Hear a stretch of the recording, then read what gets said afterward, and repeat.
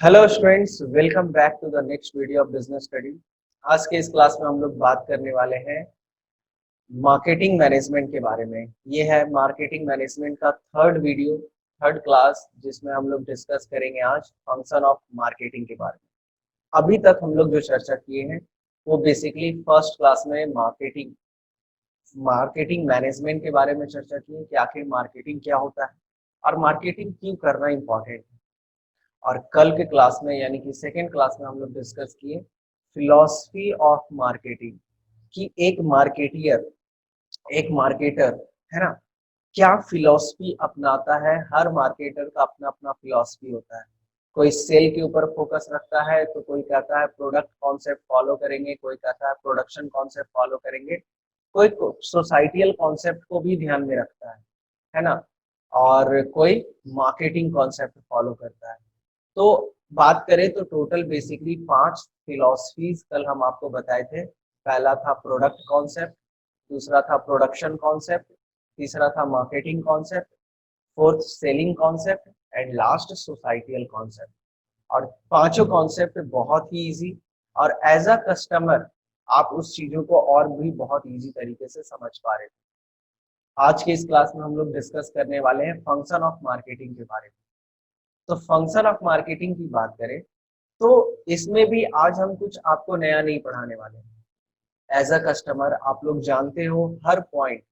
बस हम आपको उस चीजों को, उन फंक्शंस को हम क्या करेंगे, सीरीज वाइज कनेक्ट करके आपके सामने रख देंगे ताकि आपको चीजें बहुत आसानी से समझ में आए। हालांकि आज जो कुछ भी हम पढ़ाने वाले हैं वो आपके लिए नया नहीं है। आप वो चीज बचपन से करते आ रहे हो, बचपन से देखते आ रहे हो। तो जो चीज कर रहे हो और जो चीज देख रहे हो उसको समझाना एक टीचर के लिए भी आसानी हो जाती है, और एज अ स्टूडेंट आपको समझने के लिए भी काफी आसान हो जाएगा कि आखिर सर क्या क्या रहे हैं और किस तरीके से ये रिलेटेड है आपके बिजनेस से। कल को आप अगर बिजनेस करोगे तो क्यों ये इंपॉर्टेंट हो जाता है फंक्शन ऑफ मार्केटिंग, और साथ ही साथ क्यों, क्या इम्पैक्ट पड़ता है इसका आपके बिजनेस के ऊपर। तो चलिए शुरू करते हैं सीखने और सिखाने की प्रक्रिया। चलिए फिर, तो सबसे पहला आज फंक्शन ऑफ मार्केटिंग के बारे में बात करेंगे। और फंक्शन ऑफ मार्केटिंग में सबसे पहला फंक्शन होता है एक मार्केटियर का, gathering and analysing the market information, यानी कि मार्केट रिसर्च। मार्केट रिसर्च करना सबसे इंपॉर्टेंट रोल प्ले करता है, क्योंकि as a marketer, as a manufacturer, आप अगर मार्केट में अपॉर्चुनिटी आइडेंटिफाई नहीं करेंगे कि किस चीज की कमी है सोसाइटी में, किस चीज का बिजनेस करेंगे तो मेरे लिए ज्यादा फ्रूटफुल रहेगा, तो फिर आप अच्छा मार्केटिंग नहीं कर पाए, है ना। As a marketer, as a businessman, your first responsibility is to identify the weakness, the strength of the competitor, need of the society, है ना, ताकि आप अपने कॉम्पिटिटर का वीकनेस स्ट्रेंथ पता कर ले, है ना। आप अपने, है ना, ये देखिए सबसे सबसे सिंपल चीज शॉर्ट एनालिसिस। शॉर्ट एनालिसिस करने का मतलब होता है स्ट्रेंथ पता करना, वीकनेस पता करना, अपॉर्चुनिटी आइडेंटिफाई करना और थ्रेट्स। चलिए पहले इसको समझते हैं, और इसी में आपका मार्केट रिसर्च होता है। कोई भी मार्केटियर अगर मार्केट रिसर्च करता है तो वो बेसिकली स्वॉट एनालिसिस करता है। जैसे मान लीजिए हम एक मैन्युफैक्चरिंग इंडस्ट्री सेटअप कर रहे हैं, तो हम स्वॉट एनालिसिस करेंगे, जिसमें कि हम सबसे पहले पता करेंगे कि हमारे कंपनी का स्ट्रेंथ क्या है, हम क्या कर सकते हैं, क्या नहीं कर सकते हैं, ठीक है। मेरे कॉम्पिटिटर का भी स्ट्रेंथ क्या है, वो क्या कर सकता है और क्या नहीं कर सकता है। तो सबसे पहले स्ट्रेंथ एंड वीकनेस अपना और अपने कॉम्पिटिटर का पता करो सबसे पहले, है ना। कॉम्पिटिटर के अगर है ना, रणभूमि में अगर जीतना है तो अपने दुश्मन की हर एक जानकारी आपको पास होनी चाहिए। अपने दुश्मन के बारे में जितना आपको अपने बारे में ना हो, उससे ज्यादा आपको आपके दुश्मन के बारे में पता होना चाहिए, तभी आप रणभूमि में जीत सकते हो। चलो, फिर उसके बाद अपॉर्चुनिटी आइडेंटिफाई करना है कि भाई जब हम बिजनेस करेंगे तो किस टाइप का बिजनेस करेंगे, किस चीज का बिजनेस करेंगे। एंड लास्ट, थ्रेट, कि इस टाइप के बिजनेस अपॉर्चुनिटी में क्या रिस्क है, क्या चेंजेस आ सकता है, क्या टेक्नोलॉजी में चेंजेस आ सकता है, क्या गवर्नमेंट का पॉलिसीज में चेंजेस आ सकता है, सोसाइटी इसको एक्सेप्ट करेगा कि नहीं। तो बेसिकली आप एक एज अ मार्केटियर आप शॉर्ट एनालिसिस करते हैं, आप ये आइडेंटिफाई करते हैं कि मार्केट में जो कस्टमर का क्या नीड है, कस्टमर क्या किस चीज के बारे में ज्यादा प्रॉब्लम फेस कर रहा है, आप वो प्रोडक्ट प्रोवाइड करेंगे, आप अपने कॉम्पिटिटर के बारे में रिसर्च करेंगे, आप अपॉर्चुनिटी आइडेंटिफाई करेंगे। ठीक है, देखिए क्या करा। This function helps the marketer to identify the need of the customer. Market research become the basis of product development and to conduct market research the marketer perform स्वॉट analysis. स्वॉट analysis याद रखना, strength, weakness, opportunity and threat. ये बहुत ही popular analysis है, और अगर कल को आप बीबीए करते हो, एमबीए करते हो, तो इसके बारे में आपको बहुत अच्छे से पढ़ना पड़ेगा। स्वॉट एनालिसिस के ऊपर एक बुक लिखी हुई है अलग से, तो आप समझ सकते हो कि स्वॉट एनालिसिस कोई छोटा टर्म नहीं है। ठीक है, while gathering information from market, marketer focus on the opportunities। जब हम गैदर करते हैं इंफॉर्मेशन तो अपॉर्चुनिटी देखते हैं कि कहाँ पर ज्यादा संभावना है कि हम बिजनेस करें तो ज्यादा ग्रोथ होगा, and the threat in the market, and uses their strength to capture and grab the opportunity। ठीक है, और अपना स्ट्रेंथ यूज करके, अपना पावर यूज करके उस अपॉर्चुनिटी को ग्रैब करने की कोशिश करता है एक marketer, and prepare policies and plans to overcome from the weaknesses. और वो जो वीकनेस है, ऑर्गेनाइजेशन का जो वीकनेस है, हर इंसान का कुछ ना कुछ वीकनेस होता है, कॉम्पिटिटर का वीकनेस होता है, तो उस वीकनेस से ओवरकम करने के लिए हम लोग प्लान्स एंड पॉलिसीज बनाएंगे ताकि वो वीकनेस हमारे ऊपर हावी ना हो। अरे वीकनेस तो हर इंसान का होता है, मगर सच्चा योद्धा वही होता है जो उस वीकनेस को अपने ऊपर हावी ना होने दे। बात समझे। Companies use internet site SMS facility to collect information. Some companies conduct door to door, है ना। पहले के जमाने में होता था डोर टू डोर कैंपेनिंग, आज के जमाने में एसएमएस के द्वारा, है ना। आप देखते होंगे कभी कभी कुछ काम करते करते मोबाइल पे एक रिसर्च सर्वे आ जाता है ना, ये ओके करिए, ये आप बताइए, वो बताइए। तो उस तरीके से कंपनी के द्वारा रिसर्च वगैरह भी किया जाता है। तो चलिए, सबसे पहला था मार्केट रिसर्च, दूसरा है मार्केट प्लानिंग। अब भाई आपको समझ में आ गया कि हमको क्या करना है, हमको जो भी प्रोडक्ट बेचना है या फिर जो भी आप सेलेक्ट किए, अब प्लानिंग करेंगे, किसी खास टारगेट को सेलेक्ट करेंगे। जैसे आपका, है ना, ये प्लानिंग में आपको बताया कि आप जो काम कर रहे हो आपको 20% से सेल बढ़ाना है, आपको नया प्लांट सेटअप करना है ना, आप क्या प्रमोशनल टूल्स अपनाएंगे, इसका प्लानिंग करना। जैसे मान लीजिए आप अगर एस्टिमेट कर रहे हैं कि नहीं, हमको अपना प्रोडक्शन इंक्रीज करना है, तो भाई प्रोडक्शन इंक्रीज करना है तो आप उसके लिए प्लान बनाएंगे, या तो आप अपना नया मशीनरी चेंज करेंगे, या तो वर्किंग आवर बढ़ाएंगे, या तो आप लेटेस्ट टेक्नोलॉजी उसमें इन्वेंट करेंगे, है ना। सेल इंक्रीज करना है, तो भाई सेल इंक्रीज करना है तो आप क्या करोगे, सेलिंग टेक्निक, है ना, सेल को इंक्रीज करने का जो टूल्स है, प्रमोशनल टूल्स, आप उसको इम्प्लीमेंट करोगे, एडवर्टीजमेंट करोगे, हैवी एडवर्टीजमेंट करोगे, या फिर आप ऑफर लगाओगे अपने कस्टमर्स के लिए ताकि आपके आपके प्रोडक्ट का सेल बढ़े। तो दूसरा है फंक्शन ऑफ मार्केटिंग, रिसर्च करने के बाद मार्केट प्लानिंग। मार्केट प्लानिंग मतलब ये देखना कि भाई जो भी काम करने वाले हैं उसके लिए एक प्रॉपर प्लान होना चाहिए। आज जैसे न्यू प्रोडक्ट लॉन्च करने की बात कर रहे हैं तो उसके लिए भी एक स्ट्रेटजी, एक प्लान होना बहुत जरूरी है ना। जैसे example, suppose a marketer on conducting research found that he has 10% share in the market. Marketer जब रिसर्च किया तो पता चला कि 10% का मार्केट शेयरिंग है, then he can plan to increase it to 30%। Company बोला कि भाई अब हम प्लानिंग कर रहे हैं कि 30% उसको करेंगे, 10% से काम नहीं चलने वाला, यानी कि सेल इंक्रीज करना है। और ये जो इंक्रीज करना है अपना लेवल, इसके लिए आपको प्रोडक्शन भी बढ़ाना पड़ेगा और प्रमोशन भी करना पड़ेगा और सेल भी बढ़ाना पड़ेगा। तो कहीं ना कहीं इसके लिए प्रॉपर प्लानिंग का बहुत होना जरूरी है। तो सबसे पहला रिसर्च एंड दूसरा मार्केट प्लानिंग। मार्केट प्लानिंग के बाद as a marketer, as a marketing, आपका थर्ड काम है भाई प्रोडक्ट डिजाइनिंग एंड डेवलपमेंट। आपको पता है कोई भी प्रोडक्ट की बात करें तो एक प्रॉपर शेप एंड साइज में आपको मिलता है।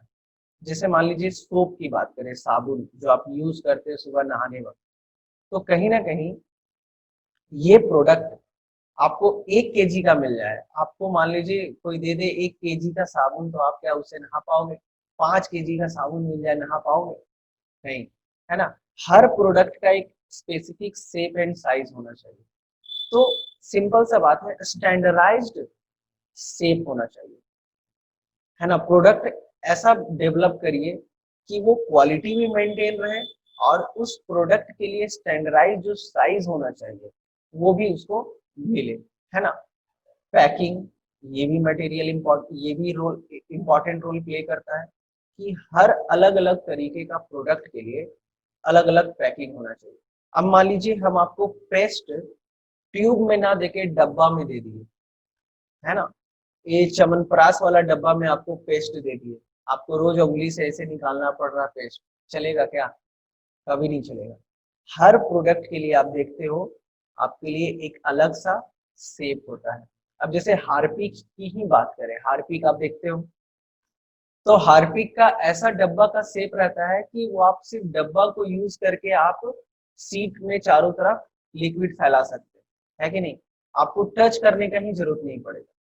तो कहीं ना कहीं ये सब प्रोडक्ट इस तरीके से डिजाइन किया जाता है, प्रोडक्ट का डिजाइनिंग एंड डेवलपमेंट, ताकि इजी टू हैंड हो, है ना, इजी टू यूज हो, कस्टमर को उसको यूज करने में किसी भी तरीके का प्रॉब्लम ना हो। और सबसे इम्पोर्टेंट रोल कि आपका प्रोडक्ट का डिजाइन आपके कॉम्पिटिटर के डिजाइन से फार बेटर हो।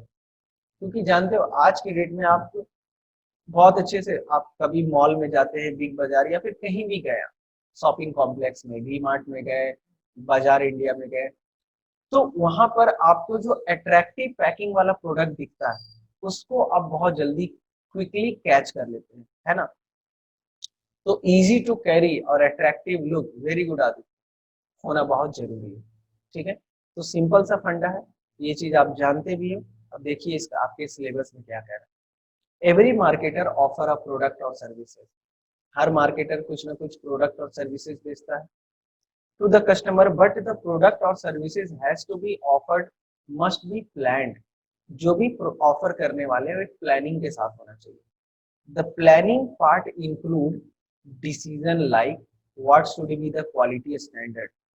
क्वालिटी स्टैंडर्ड क्या होगा प्रोडक्ट का, व्हाट शेप और design should be would be used, क्या शेप होगा, क्या साइज होगा, व्हाट टाइप ऑफ पैकिंग होना चाहिए, पैकिंग का टाइप क्या होगा, हाउ मेनी मॉडल्स, अलग अलग मॉडल। देखते हो शैम्पू की बात करें तो फॉर ड्राई स्किन अलग, डैंड्रफ के लिए अलग, मेंथॉल अलग, सिल्क एंड शाइन अलग, है ना। अलग अलग तरीके का मॉडल, अलग अलग तरीके का क्वालिटी मिलता है आपको। How it can be made better than the competitor product, और मोस्ट इम्पॉर्टेंट कि आप अपने प्रोडक्ट को अपने कॉम्पिटिटर से बेटर कैसे बना पाएंगे। क्योंकि कस्टमर के दिमाग में एक ही बात घूमता है, आखिर तुम्हारा प्रोडक्ट हम क्यों खरीदे, ये बताओ, why I should by your product, जबकि आपका कॉम्पिटिटर भी सेम प्रोडक्ट ऑफर कर रहा है। तो आपको बताना पड़ेगा ना कि हाँ मेरे पास ये क्वालिटी है ना। For taking all these decision proper product planning is done by marketer, है ना। तो ये सब सारे डिसीजन के लिए, प्रोडक्ट डिजाइनिंग एंड डेवलपमेंट के लिए एक प्रॉपर प्लानिंग का होना बहुत जरूरी है। देखिए क्या कह रहा है, for example if the marketer is dealing with refrigerator, then in product planning they decide the quantity quality standard. Refrigerator की बात करें तो क्या क्वालिटी होना चाहिए, बॉडी स्टील बॉडी होना चाहिए कि फाइबर बॉडी होगा, क्या होगा, है ना। जो बॉडी का जो आउटलुक है वो मैट फिनिशिंग रहेगा कि शाइन फिनिशिंग रहेगा, कैसा रहेगा, है ना, कि उसमें फ्लावर लगा देना है, साइज ऑफ रेफ्रिजरेटर क्या होगा, कलर क्या होगा, डिजाइन क्या होगा, टेक्नोलॉजी क्या यूज करेंगे, सिक्स सेंस, ऑटोमेटिक कन्वर्टिबल, बहुत सारा टेक्नोलॉजीज है, कौन सा टेक्नोलॉजी वहां यूज होगा। तो मोस्ट इम्पॉर्टेंटली सबसे पहले मार्केट रिसर्च, फिर उसके बाद मार्केट प्लानिंग, और उसके बाद प्रोडक्ट डिजाइनिंग एंड डेवलपमेंट आप करते हो। नेक्स्ट है आपका स्टैंडर्डाइजेशन एंड ग्रेडिंग। देखिए ये बहुत इंपॉर्टेंट रोल प्ले करता है। स्टैंडर्डाइजेशन मतलब होता है क्वालिटी स्टैंडर्ड मेंटेन करते हुए हर बार एक क्वालिटी देना। जैसे आप लेस का पैकेट फाड़ते हो तो हर बार आपको सेम स्वाद ही मिलता है, आप एक साल पहले खाए हो चाहे आज खा रहे हो। आप मैगी का पैकेट फाड़ते हो तो पिछली बार जो आपको स्वाद मिला था एक साल पहले, आज भी उतना ही स्वाद मिलेगा। सुबह सुबह ब्रश करते हैं, है ना, आप क्लोजअप पेस्ट यूज किए मान लीजिए, है ना, तो क्लोजअप पेस्ट जब भी आप ट्यूब नया ट्यूब खोलते हो आपको सेम टेस्ट ही मिलता है। ऐसा नहीं है कि पिछले बार जो टेस्ट मिला वो इस बार नहीं मिलेगा, एकदम डिट्टो सेम क्वालिटी मिलता है। इसको कहते हैं स्टैंडर्डाइजेशन, है ना। कंपनी ये मेक श्योर करना उसको बहुत जरूरी होता है कि कोई भी प्रोडक्ट अगर वो कस्टमर को बेच रहा है तो स्टैंडर्डाइज्ड हो, मतलब क्वालिटी प्रोडक्ट हो प्लस सेम क्वालिटी हर बार मिल रहा हो। ऐसा नहीं कि इस बार बहुत अच्छा मिला अगले बार घटिया मिला, जो रेस्टोरेंट में होता है जनरली। देखिए रेस्टोरेंट में ये मेंटेन कर पाना थोड़ा पॉसिबल नहीं होता है। पिछले बार पनीर बटर मसाला जो खाए थे मे बी इस बार उस तरीके का टेस्ट आपको ना मिल पाए, ठीक है ना। चलिए, तो और नेक्स्ट वर्ड है आपका ग्रेडिंग। ग्रेडिंग मीन्स क्या होता है? ग्रेडिंग मीन्स होता है अलग अलग साइज अलग अलग क्वालिटी ऑफर करना। जैसे शैम्पू की बात करें, 200 ग्राम का भी बॉटल आता है, 500 ग्राम का भी बॉटल आता है, 50 ग्राम का भी बॉटल आता है, 2 रुपए का भी पॉच आता है, 3 रुपए का भी पॉच आता है। तो और क्वालिटी भी अलग अलग होता है, डैंड्रफ के लिए अलग, है ना, और सिल्क एंड शाइन के लिए अलग, मेंथॉल अलग, अलग अलग जो रहता है, ठीक है।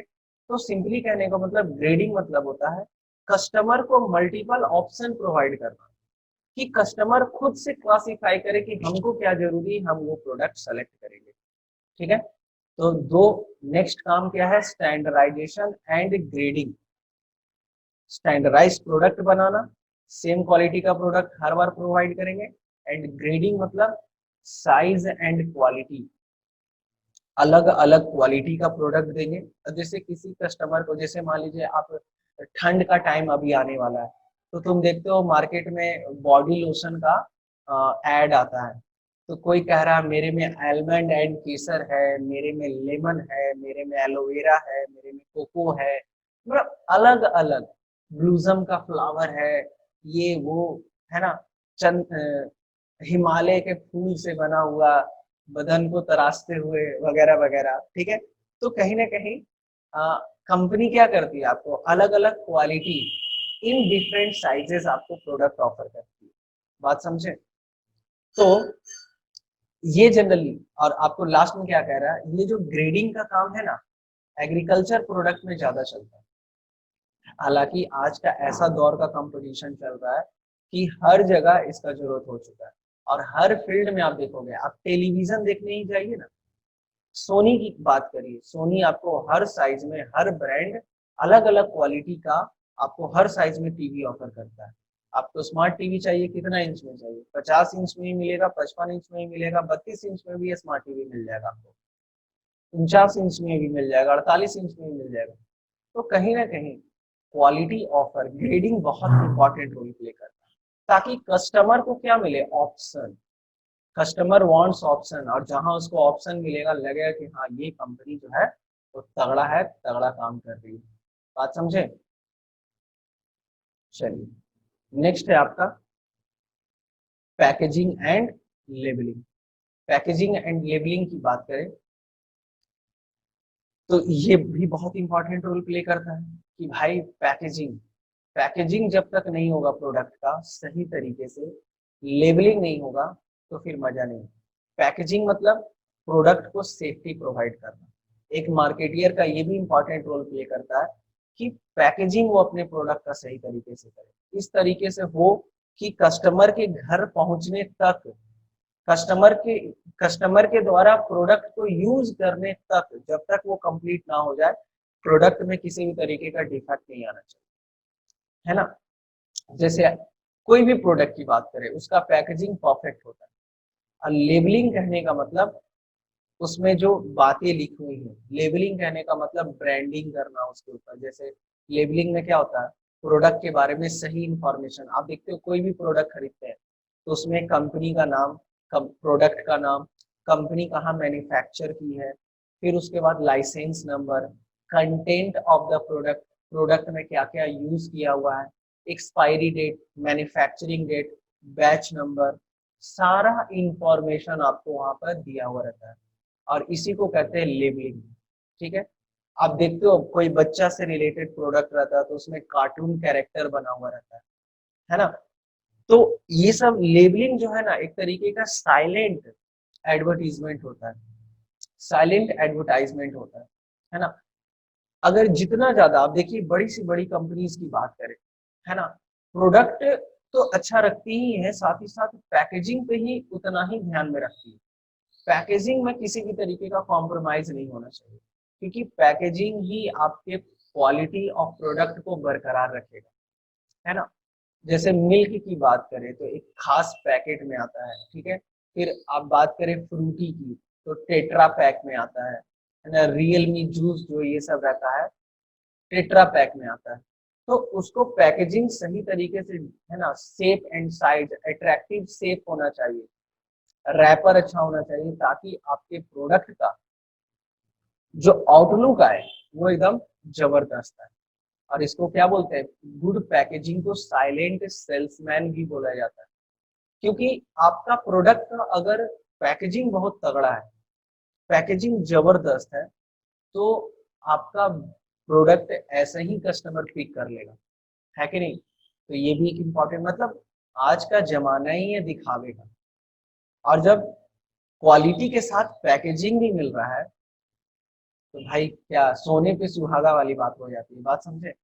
लेबलिंग, रेफर लेबलिंग की बात करें तो लेबलिंग में हम आपको क्या बताएं, इंफॉर्मेटिव पार्ट ऑन पैकिंग, जो आपको इंफॉर्मेशन मिलता है कौन से ब्रांड का है ना, ये सब चीज through labelling important information given to customer. जो भी अच्छा, ऐसे भी आपको पता है कि सरकार कंपलसरी की हुई है कि कोई भी कंपनी अगर प्रोडक्ट बेच रहा है तो प्रोडक्ट का कंटेंट क्या है, मैन्युफैक्चरिंग डेट क्या है, एक्सपायरी डेट क्या है, एमआरपी क्या है, कहाँ मैन्युफैक्चर हो रहा है, कौन है मैन्युफैक्चरर, प्रोडक्ट का नाम क्या है, ब्रांड का नाम क्या है, सब कुछ स्पेसिफाई होना चाहिए। तो लेबलिंग ही है वो जगह जहां पर आपको इंफॉर्मेशन प्रोवाइड किया जाता है। तो पैकेजिंग के साथ साथ लेबलिंग भी होता है एक ही साथ। अरे पैकेट के ऊपर ही ना सारा इंफॉर्मेशन लिखा हुआ रहता है, तो वो इंफॉर्मेशन जो लिखा हुआ रहता है उसी को कहते हैं labelling, informative part of the product.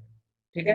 अच्छा, लेबलिंग में ही लेबलिंग में ही एक और अपॉर्चुनिटी रहता है बिजनेसमैन के लिए।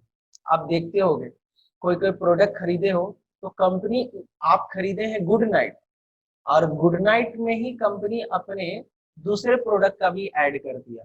जैसे आप अपने डी के गोयल के बुक को देखिए, टी एस ग्रेवाल के बुक को देखिए, है ना, या फिर और कोई बुक देखिए, बुक को पीछे पलटोगे तो देखोगे कि पीछे तुमको अपने उसी कंपनी का अदर बुक का एडवर्टीजमेंट दिया हुआ है। तो लेबलिंग से एक और फायदा क्या होता है कि आप अपने एग्जिस्टिंग अदर प्रोडक्ट का भी ऐड कर सकते हो उसमें, कि भाई ये तो तुम खरीद लिए, अब थोड़ा इसको भी यूज कर लो, है ना, मजा आएगा उसको भी यूज करके। तो बात समझ में आ रही है। लेबलिंग एंड पैकेजिंग बहुत इंपॉर्टेंट रोल प्ले करता है। ठीक है। नेक्स्ट पार्ट है आपका ब्रांडिंग। भाई इसी का तो जमाना ही है, आज का जमाना ही है ब्रांड का। ब्रांड मतलब लोग ब्रांड प्रोडक्ट यूज करते नहीं है कि दिखाना शुरू, है ना, कि भाई हम तो ब्रांडेड, मतलब एक रैंगलर का जीन्स पहन लेंगे तो 4 बार दिखाएंगे कि हाँ देख रैंगलर का है। नाइकी का शू पहन रहे हैं या फिर फास्ट्रैक का घड़ी पहनेंगे तो 4 बार बिना मतलब का घड़ी देखेगा।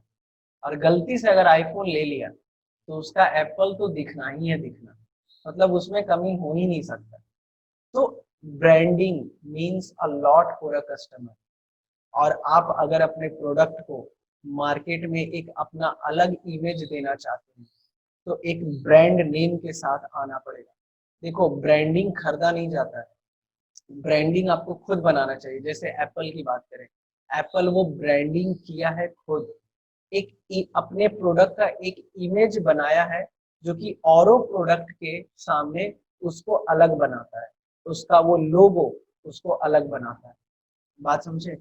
तो ब्रांडिंग बहुत बड़ा रोल प्ले करता है। आपको पता है एप्पल अपना ब्रांड को बचाने के लिए एप्पल शेप में ही होटल बनाता है। सिंगापुर में एप्पल का भी रिसेंटली एक होटल बना है जो कि एप्पल शेप में है और जो पानी में तैर रहा है। फ्लोटिंग होटल है वो, रेस्टोरेंट है जो कि एप्पल द्वारा मैनेज किया जा रहा है। वो सॉरी होटल नहीं है वो, सॉरी वो शोरूम है, आई एम सॉरी, शोरूम है वो, ठीक है। तो कहीं ना कहीं ब्रांडिंग मीन्स अ लॉट, है ना। आप बड़े बड़े कॉन्सर्ट ऑर्गेनाइज करिए, मतलब आप अपने प्रोडक्ट को हाईलाइट करने के लिए ब्रांडिंग बहुत बड़ा रोल प्ले करता है, ठीक है। नेक्स्ट, है ना। तो ब्रांडिंग कहने का मतलब, ब्रांडिंग क्या करता है, आपके प्रोडक्ट को एक अलग पहचान देता है। और ब्रांडिंग कैसे होता है, स्पेशल नाम देके। और ब्रांड नेम आप देखो मार्केट में जितना भी ब्रांड नेम है ना, easy to use, easy to pronounce, easy to understand.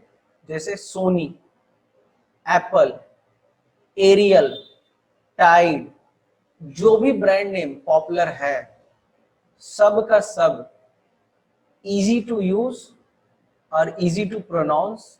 और ऐसा वर्ड होना चाहिए ना जो जुआ पे तुरंत आ जाए, तुरंत इजी टू मेमोराइज हो, कस्टमर को याद करने के लिए ना प्रॉब्लम ना हो।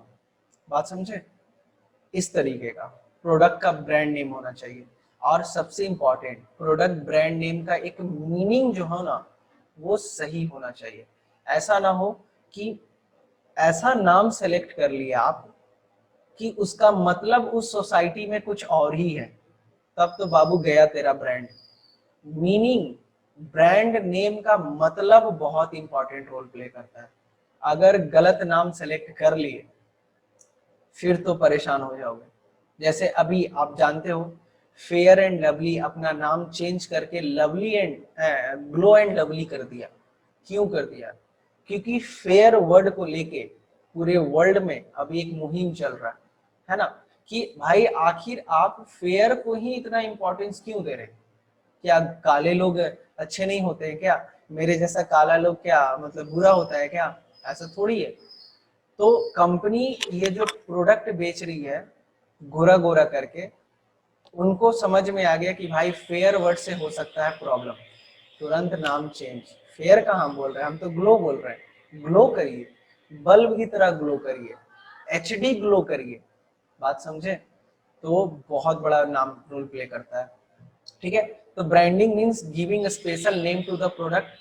Companies may decide to sell their product in company name, है ना। कंपनी में भी जैसे आप देखिए मार्केट में दो तरीके से प्रोडक्ट बेचा जाता है।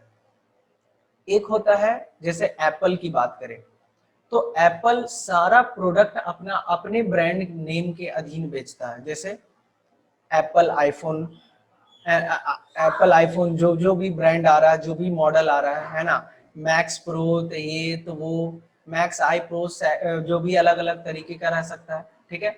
सैमसंग की बात करें, Samsung A71, M21, Samsung 221, Pulsar की बात करें पल्सर 220, ठीक है।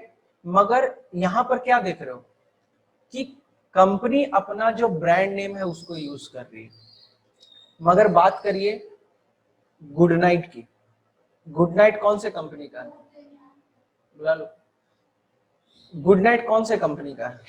गुड नाइट है गोदरेज कंपनी का। तो गोदरेज कंपनी अपना नाम यूज नहीं कर रहा है यहाँ पे। गोदरेज कंपनी ब्रांड अलग है, प्रोडक्ट के नाम पे प्रोडक्ट बेच रहा है। जैसे लाइफ बॉय, लाइफ बॉय किसका है? हिंदुस्तान यूनिलीवर का है। तो लाइफ बॉय को बेचने के लिए company Hindustan Unilever word use नहीं कर रहा है, लाइफ बॉय को ही यूज कर रहा है। डिफरेंस समझिए आप।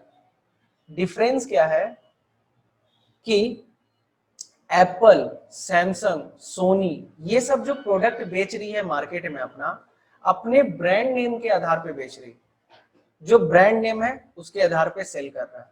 बट अगर हम बात करें उजाला की, उजाला कौन से कंपनी का है? ज्योति लेबोरेटरीज का है, ठीक है। तो उजाला बेचने के लिए ज्योति लेबोरेटरीज अपना कंपनी नेम नहीं यूज कर रहा है, ठीक है, उस प्रोडक्ट का नाम को ही यूज करके पब्लिसिटी कर रहा है। तो ये आप पे डिपेंड करता है ना। They may decide a special brand name for their product. जैसे आपको पता है सोनी, बीपीएल, ये सब अलग अलग कंपनीज हैं, वो डिपेंड करता है। जैसे एरियल, टाइड, टाइड हो तो वाइट हो, है ना। तो कहीं ना कहीं यहाँ पर ब्रांडिंग जो है दो तरीके से होता है। या तो आप हिंदुस्तान यूनिलीवर का ही नाम लेके ब्रांडिंग करिए, और या तो उस प्रोडक्ट का नाम का एक अलग से ब्रांडिंग करिए। दोनों बातें हो सकती है। तो ये डिपेंड करता है कंपनी के डिसीजन पे, ठीक है। नेक्स्ट है कस्टमर सपोर्ट सर्विसेज। भाई ये तो बहुत इंपॉर्टेंट है। अगर आज के डेट में आप अपने कस्टमर्स को सपोर्ट सर्विसेज नहीं दे रहे हैं, 24/7 सर्विसेज नहीं दे रहे हैं, तो कस्टमर को एक बार धोखा दे सकते हो, बार बार धोखा नहीं दे सकते हो।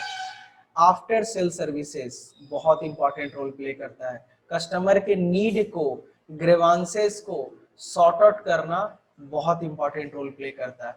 आज के डेट में फ्लिपकार्ट, अमेजोन इतना आगे क्यों निकल गया? ऑल बिकॉज कि कस्टमर के हर छोटे से छोटे प्रॉब्लम को सॉर्ट आउट करने की बात करता है। एयरटेल का ऐड देख ही रहे हो आप लोग, क्या कहता है कि हम अपने कस्टमर के जीरो कंप्लेन तक पहुंचना चाहते हैं। यानी कि ऐसा इंडिया में सेटअप करेंगे कि हमारे एक भी कस्टमर को किसी भी तरीके का कंप्लेन ना हो। माना ये इम्पॉसिबल है, मगर कोशिश तो कर सकते हैं। बात समझ में आ रही है?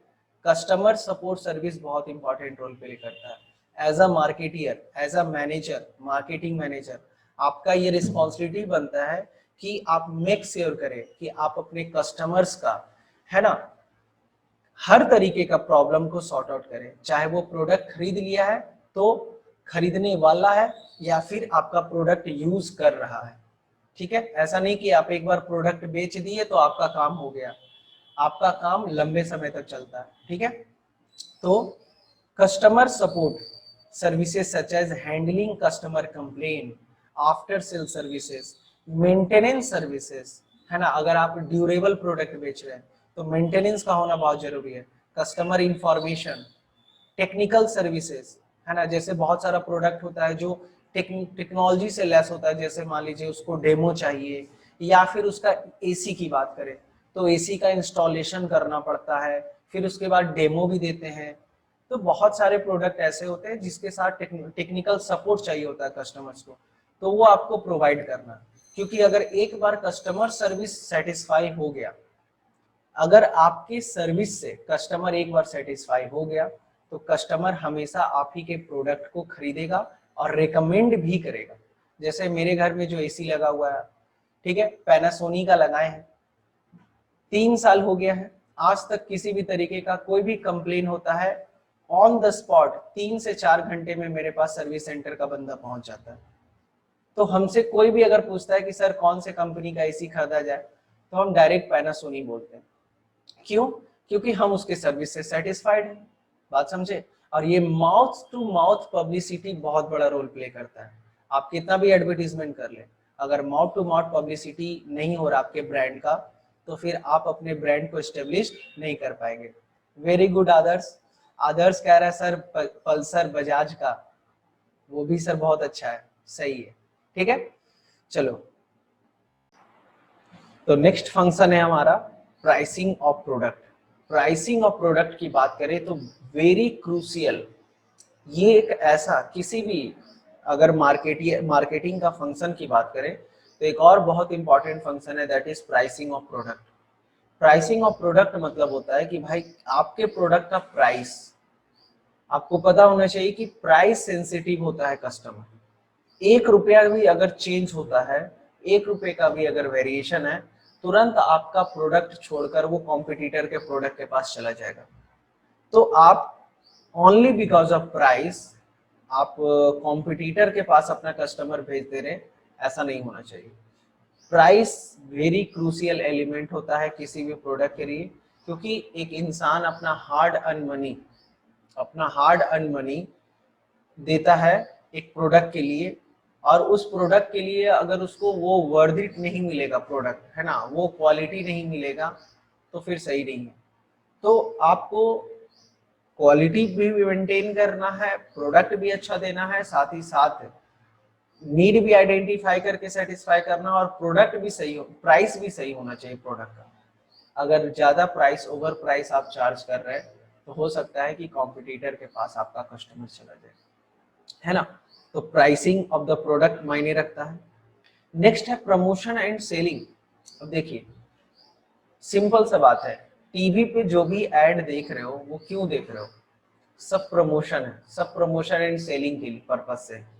क्योंकि प्रोडक्ट आप बना लिए as a manufacturer, as a businessman, आप आइडेंटिफाई कर लिए, प्रोडक्ट डिजाइन कर लिए, क्वालिटी भी मस्त है, पैकिंग भी मस्त है, प्राइस भी मस्त है, मगर कस्टमर को उसके बारे में पता ही नहीं है, तो खरीदेगा कौन, है ना। तो नेक्स्ट इंपॉर्टेंट रोल प्ले जो करता है वो होता है प्रमोशन एंड सेलिंग।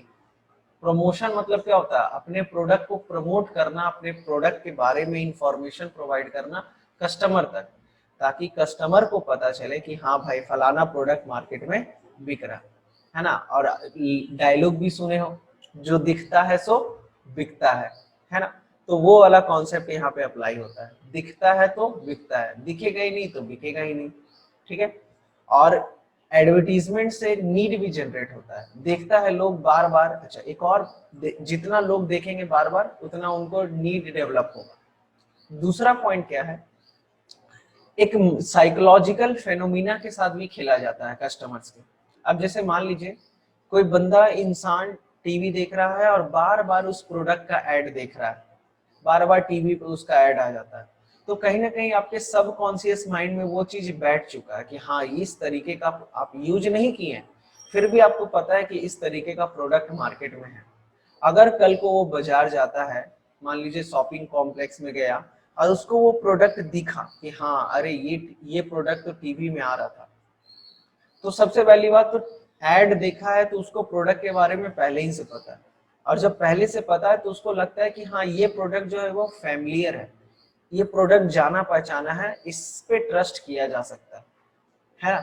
आप वैसी कंपनी जिसके बारे में कभी नहीं सुने हैं, उस वो कितना भी बेस्ट क्वालिटी का प्रोडक्ट क्यों ना दे रहा हो, कस्टमर एक बार जरूर सोचेगा। पर मार्केट में टीवी में ऐड आ रहा है, 2 महीना 4 महीना से आप उस प्रोडक्ट का नाम सुन रहे हैं, तो एक अपनापन फीलिंग होता है, बिलोंगिंगनेस का फीलिंग आता है। तो इससे होता क्या है कि आपका जो चांसेस है प्रोडक्ट को सेलेक्ट करने का वो बहुत ज्यादा बढ़ जाता है, ठीक है। तो पब्लिसिटी कराना, सेल्स प्रमोशन कराना, ये सब बहुत इंपॉर्टेंट रोल प्ले करता है मार्केटिंग का। तो सबसे एक और इम्पोर्टेंट फंक्शन क्या है, प्रमोशन एंड सेलिंग, कि भाई प्रोडक्ट को प्रमोट करो, सेल करो उसको। फिजिकल डिस्ट्रीब्यूशन, फिजिकल डिस्ट्रीब्यूशन मतलब क्या होता है भाई, डिस्ट्रीब्यूट करेंगे, यानी कि आप प्रोडक्ट बना लिए तो सिर्फ बनाने से नहीं होगा, आप गुड्स एंड सर्विसेज जो भी बनाए हैं वो डिस्ट्रीब्यूट करना, यानी कस्टमर तक पहुंचाना। और कस्टमर तक पहुंचाने का बहुत सारा तरीका, आप बाय रोड पहुंचा सकते हैं, बाय रेल पहुंचा सकते हैं, बाय एयर पहुंचा सकते हैं, और बाय वाटर भी पहुंचा सकते हैं, ठीक है। तो फिजिकल डिस्ट्रीब्यूशन में हम लोग ये डिसाइड करते हैं कि भाई हमारा प्रोडक्ट जो है वो कौन से चैनल को यूज करके डिस्ट्रीब्यूट किया जाएगा, डिस्ट्रीब्यूशन चैनल क्या होगा, कितने मीडिएटर होंगे। जैसे आप ऐसा तो नहीं कि डायरेक्ट कंपनी, जैसे मार्केट टीवी में बहुत सारा ऐड देखते हो, डायरेक्ट कंपनी को फोन करके मंगवाइए, है ना। जो डॉक्टर ऑर्थो, दर्द का तेल, पेट का, खाना नहीं पच रहा है, बहुत सारा ऐड दिखाता है, जो आपको बॉडी वेट गेन करने वाला, है ना, बॉडी को प्यूरिफाई करने के लिए आयुर्वेदिक दवाई। तो ये सब जो प्रोडक्ट है वो डायरेक्ट कंपनी आपको ऑफर करती है और कंपनी आपको बेचती है, यहाँ पे कोई मीडिएटर नहीं होता। मगर बहुत सारा प्रोडक्ट जो मार्केट में आप खरीदते हो वो एक चैनल के थ्रू आता है, डिस्ट्रीब्यूटर रहता है, एजेंसी रहता है, होलसेलर रहते हैं, रिटेलर रहते हैं। तो मीडिएटर कितने होंगे, वेयर हाउसेस कहाँ पे होंगे, क्या डिस्ट्रीब्यूशन का चैनल फॉलो करेंगे, इन्वेंट्री कैसे मेंटेन करेंगे, कितना मेंटेन करके रखना है, कौन से सीजन में, पीक सीजन है तो कितना इन्वेंट्री मेंटेन करेंगे, ये सब बेसिकली आपका फिजिकल डिस्ट्रीब्यूशन का पार्ट होता है। अब जैसे 4 व्हीलर कंपनी की बात करें तो उसको ट्रांसपोर्ट करने का तरीका अलग होता है, और अगर बात करें सर्फ की तो सर्फ को ट्रांसपोर्टेशन करने का तरीका थोड़ा अलग हो सकता है, एग्रीकल्चर प्रोडक्ट को ट्रांसपोर्ट करने का तरीका अलग हो सकता है ना। तो नेक्स्ट मार्केटिंग का फंक्शन जो इंपॉर्टेंट है that is physical distribution. Physical distribution भी बहुत बड़ा रोल प्ले करता है। आप यहाँ पर ये डिसाइड करते हैं कि अब आपका गुड्स जो है वो फिजिकली कैसे डिस्ट्रीब्यूट होगा, ठीक है। नेक्स्ट है आपका ट्रांसपोर्टेशन, लास्ट मार्केटिंग फंक्शन की भाई ट्रांसपोर्ट कैसे किया जाए, क्योंकि देखो कोई भी प्रोडक्ट का इम्पोर्टेंस तभी होता है जब वो सही टाइम पे सही जगह पहुंचे। अगर मान लीजिए आप प्रोडक्ट डिफाइन किए हैं, प्रोडक्ट बना लिए हैं, प्राइस भी सही है, मगर राइट टाइम पे राइट जगह टू द राइट पर्सन अगर नहीं मिल रहा है, सही टाइम पे सही जगह पे सही लोगों को नहीं मिल रहा है, तो फिर उस प्रोडक्ट का कोई यूज नहीं। और ये तभी पॉसिबल हो पाएगा जब ट्रांसपोर्टेशन फैसिलिटी मिलेगा, क्योंकि आपको पता है प्रोडक्शन कहीं और होता है और कंजम्पशन कहीं और होता है। तो प्रोडक्शन और कंजम्पशन के बीच में जो डिस्टेंस है, कंजम्पशन प्लेस के बीच में जो डिस्टेंस है, इस डिस्टेंस को एलिमिनेट करने के लिए, गैप को एलिमिनेट करने के लिए ट्रांसपोर्टेशन आता है। ट्रांसपोर्टेशन में आपका सेफ्टी भी होना चाहिए और साथ ही साथ आपका गुड्स स्पॉइल ना हो। जैसे पेरिसेबल आइटम है, केला हो गया, टमाटर हो गया, साग सब्जी, मिल्क हो गया, तो ये सब क्या है, इसको एकदम वेरी शॉर्ट नोटिस पे आपको डिलीवर करना होगा, है ना। आप इसको लंबा स्टोर नहीं कर सकते हैं, तो आपको इसको ढंग से एकदम तय समय पे ट्रांसपोर्ट करना पड़ेगा। अगर समय पे नहीं हुआ तो समझ लो केला की बात करें तो सड़ जाएगा, गल जाएगा तुरंत, ठीक है। फिर उसके बाद ट्रांसपोर्टेशन की बात करें तो सेफ्टी भी होना चाहिए, है ना। तो बेसिकली ये है आपका। अच्छा, एक और है last, storage and warehousing. Storage and warehousing कहने का मतलब, अच्छा ट्रांसपोर्टेशन की बात करें तो यहाँ पर कह रहा है कि रॉ मटेरियल का भी ट्रांसपोर्टेशन होता है। तो ट्रांसपोर्टेशन में ना कि फिनिश गुड्स की हम लोग सिर्फ बात करते हैं, रॉ मटेरियल कैसे टाइम पे अवेलेबल हो जाएगा फैक्ट्री में, क्योंकि भाई देखो रॉ मटेरियल ही नहीं रहेगा तो आप प्रोडक्शन किस चीज का यूज करके करोगे। तो नेक्स्ट इंपॉर्टेंट रोल प्ले जो करता है वो आपका ट्रांसपोर्टेशन में गुड्स, फिनिश गुड्स को कस्टमर तक पहुंचाना सही टाइम पे विद सेफ्टी।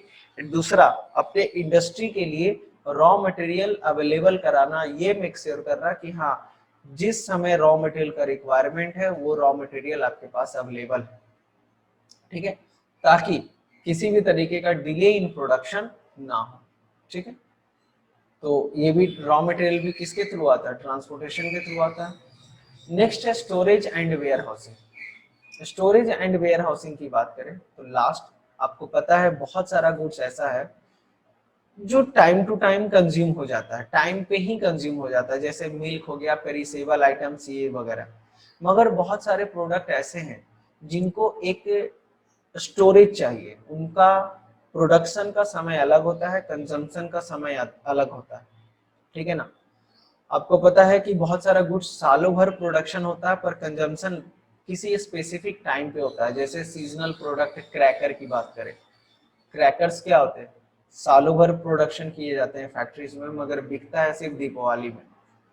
गर्म कपड़े की बात करें, ठीक है, मगर बहुत सारा प्रोडक्ट ऐसा है जो किसी स्पेसिफिक पीरियड में प्रोडक्शन होता है, जैसे धान, है ना, चावल, गेहूं, और उसका यूज जो है वो सालों भर होता है, ठीक है। तो स्टोरेज एंड वेयर हाउसिंग में सबसे इंपॉर्टेंट रोल क्या होता है मार्केटिंग में, as a marketer storage and warehousing में आप क्या करते हैं, ये मेक श्योर करते हैं कि गुड्स जहां पर टाइम गैप आ रहा है उस टाइम गैप को फुलफिल करने के लिए स्टोरेज एंड वेयर हाउसिंग की जरूरत पड़ता है। साथ ही साथ अलग अलग तरीके के गुड्स के लिए अलग अलग टेम्परेचर, अलग अलग कंडीशन होना चाहिए, है ना। अब जैसे पेरिसेबल आइटम है चावल, गेहूं, तो ये सब के लिए मॉइस्चर फ्री जगह होना चाहिए। अगर मॉइस्चर लग गया, इंसेक्ट्स लग जाएगा, इन्फेक्शन हो जाएगा, मतलब इन्फेक्शन कहने का मतलब कीड़े मकोड़े लग जाएंगे और वो चीज बर्बाद हो जाएगा। फिर अगर बात करें, बहुत सारा गुड्स ऐसा होता है जिसको आप एक के ऊपर नहीं रख सकते, एक के ऊपर एक, जैसे पेटी है, बोड़ा है तो रख सकते हो, मगर ट्रक है, फोर व्हीलर है, तो एक के ऊपर आप रख सकते हैं, मगर उसके लिए भी क्या होना चाहिए, एक प्रॉपर सिस्टम होना चाहिए, एक गैप होना चाहिए, ठीक है। तो चोरी से बचाने के लिए, थेफ्ट से बचाने के लिए भी आपका ये सब चीजें यूज की जाती हैं वेयर हाउसिंग का। तो आई होप कि आपको ये टोटल फंक्शन ऑफ मार्केटिंग जो है वो बहुत अच्छे से समझ में आया होगा और पूरा क्लियर हुआ होगा कि आखिर ये फंक्शन ऑफ मार्केटिंग क्या कहता है। टोटल आपका 12 फंक्शंस है ना। तो इसी के साथ ये तो टॉपिक खत्म हुआ। अब एक केस स्टडी देखते हैं और देखते हैं कि क्या केस स्टडी कह रहा है। सबसे पहला केस स्टडी हम लोग देखेंगे फंक्शन से रिलेटेड, ठीक है। ये इस तरीके का ही क्वेश्चन आपके एग्जाम में पूछा जाता है, तो थोड़ा ध्यान से देखिएगा। कह रहा है सोलोनी intend to start an enterprises that produces chocolate, है ना। एक इंटरप्राइजेस स्टार्ट कर रही है सोलोनी, है ना, सलोनी भी नहीं है, सोलोनी है। अच्छा चलो कोई नहीं, नाम में क्या रखा हुआ है ना। वो स्टार्ट करना चाहती है एक इंटरप्राइजेस जो कि चॉकलेट का फैक्ट्री है। Initially, in order to assess the taste and preference of the people about the chocolate। अब देखिए चॉकलेट का फैक्ट्री ये तो स्टार्ट करना चाहती है, मगर किस टाइप के चॉकलेट लोग पसंद करते हैं उसको जानने के लिए she used social media and online survey. Social survey और सोशल मीडिया सर्वे और ऑनलाइन सर्वे ये चालू की, यानी कि मार्केट रिसर्च कर रही है ना, गैदरिंग इंफॉर्मेशन। सबसे पहला पॉइंट ही बताए थे ना, ये सबसे पहले अभी क्या कर रही है, गैदरिंग इंफॉर्मेशन कर रही है। देयर आफ्टर सी प्रिपेयर्ड, है ना, सी प्रिपेयर्ड आर डिलाइट, है ना, डिटेल्ड शॉर्ट एनालिसिस, एक शॉर्ट एनालिसिस की offer enterprises to devise a strategy that will give her an edge over competitor, है ना। एक शॉर्ट एनालिसिस की ताकि उसको अपने प्रोडक्ट के लिए, कॉम्पिटिटर के मुकाबले एक एज मिले, एक कॉम्पिटिटर से एक बड़ा सपोर्ट मिले, कॉम्पिटिटर से बढ़ के उसका प्रोडक्ट ऑफर हो। यानी कि ये शॉर्ट एनालिसिस कर रहा है, मार्केट प्लानिंग कर रहा है ना, मार्केट प्लानिंग कर रहा है। Based on her analysis of market she planned another segment of chocolate called desi delight. अब देखिए यहाँ पर ये क्या किया, देसी डिलाइट बोलकर एक प्रोडक्ट डिजाइन किया, ठीक है। प्रोडक्ट एक डिजाइन किया गया कि भाई हम लोग एक जो चॉकलेट बनाएंगे वो देसी डिलाइट के नाम पर बनाएंगे, और एक सेगमेंट ही बना दिया देसी डिलाइट। यानी कि यहाँ पर क्या हो रहा, प्रोडक्ट डिजाइनिंग एंड डेवलपमेंट की बात हो रही है ना। एक नया सेगमेंट बना दिया है चॉकलेट का, देसी डिलाइट, जहां पर देसी फ्लेवर मिलेगा आपको, क्योंकि लोगों को ना देश से ज्यादा प्रेम है, तो भाई देसी फ्लेवर उसमें मिलेगा आपको। She plan to fix the price of the chocolate relatively lower in the beginning and increase later on when demand fix. और वो बोली कि भाई स्टार्टिंग में तो हम प्राइस कम रखेंगे, बट धीरे धीरे अपना प्राइस इंक्रीज करेंगे जब इसका जरूरत पड़ेगा। तो बेसिकली ये जो प्राइस आपका बोल रहा है, ये किस कौन सा लाइन बोल रहा है, प्राइस सेगमेंट, है ना, प्राइस ऑफ द प्रोडक्ट की बात कर रहा है। तो अभी हम लोग यहाँ पर 4 फंक्शन पढ़े। पहला function product gathering and gathering information, market planning, फिर उसके बाद यहाँ पर है आपका product designing and development, and last है आपका प्राइस ऑफ द प्रोडक्ट, है ना, गैदरिंग इंफॉर्मेशन। चल, तो आपसे क्वेश्चन क्या कह रहा है ये देखिए, in the context of the above case identify the element of marketing mix being discussed. Element पूछ रहा है, तो एलिमेंट तो अभी तक आपको पढ़ा ही नहीं है। और दूसरा पूछ रहा है explain briefly the function of marketing. हाँ, फंक्शन ऑफ मार्केटिंग भले ही पढ़ा है। तो बेसिकली इस क्वेश्चन में हो क्या रहा है, आपका 2 चीज पूछा जा रहा है। पहला तो फंक्शन, कि भाई फंक्शन क्या है ऑर्गेनाइजेशन में, यहाँ पर जो मार्केटिंग के बारे में बताया गया तो उसका फंक्शंस के बारे में पूछ रहा है। तो 4 फंक्शन हमको दिखा है, चारों फंक्शन आपको आइडेंटिफाई किए, है ना। पहला क्या, यहाँ पर जब पढ़े तो गैदरिंग इंफॉर्मेशन, मार्केट इंफॉर्मेशन। दूसरा है मार्केट प्लानिंग, शॉर्ट एनालिसिस। तीसरा है प्रोडक्ट डिजाइनिंग की बात हो रही थी यहाँ पर। एंड चौथा था प्राइस ऑफ द प्रोडक्ट। ठीक है, इस लाइन को पढ़ के। मगर आपसे एक और पॉइंट पूछ दिया, चूंकि ये एग्जाम का क्वेश्चन है इसलिए आपसे पूछ दिया है, हालांकि ये पढ़ाई नहीं है। Identify the element of marketing mix. तो एलिमेंट ऑफ मार्केटिंग की बात करें तो 4P है, 4P, product, price, place, promotion, है ना। तो यहाँ पर हम लोग जो बात कर रहे हैं वो दो चीज के बारे में बात कर रहे हैं। पहला तो प्रोडक्ट के बारे में, पहला आपका प्रोडक्ट के बारे में बात हो रहा, दूसरा प्राइस के बारे में बात हो रहा।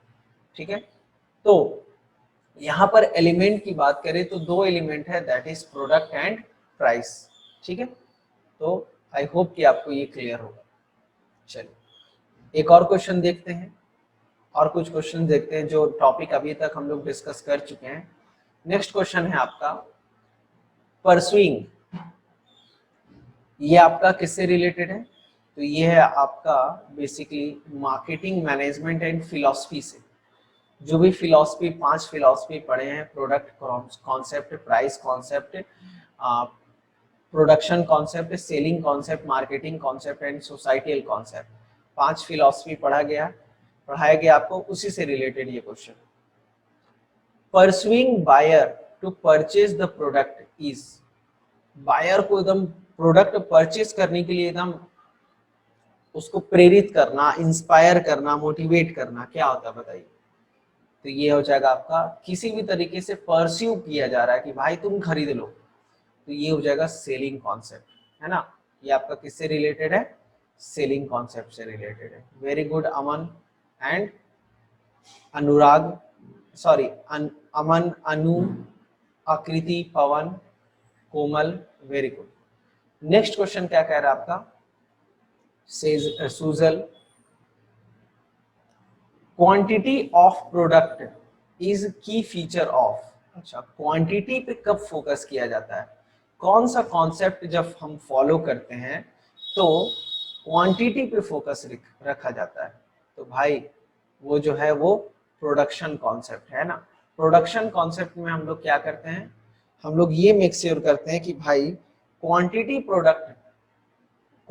ऑफ प्रोडक्शन जो है वो ज्यादा रहना चाहिए, ताकि इजीली आपका प्रोडक्ट सस्ता बने, और सस्ता बनेगा तो आराम से बिकेगा भी।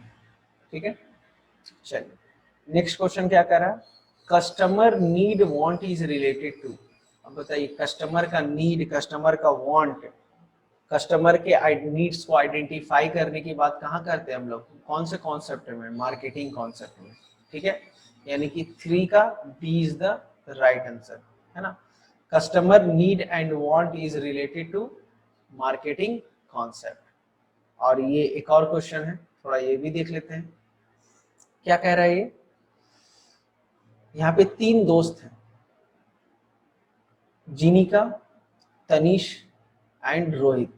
अब देखते हैं इन लोगों का क्या सोचना है, क्या कहना है। और खास बात देखो, ये सीबीएसई का क्वेश्चन है, सीबीएसई 2017 का क्वेश्चन है।